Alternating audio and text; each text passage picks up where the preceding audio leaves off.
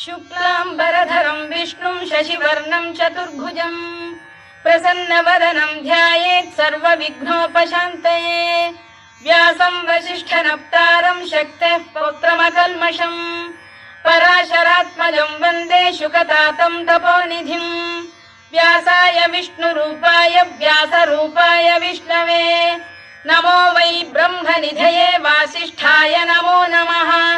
अविकाराय शुद्धाय नित्याय परमात्मने सदैकरूपरूपाय विष्णवे सर्वजिष्णवे यस्य स्मरणमात्रेण जन्म संसारबन्धनात् विमुच्यते। नमस्तस्मै विष्णवे प्रभविष्णवे। ॐ नमो विष्णवे प्रभविष्णवे। श्रीवैशम्पायन उवाच श्रुत्वा धर्मानशेषेण पावनानि च सर्वशः युधिष्ठिरः शान्तनवं पुनः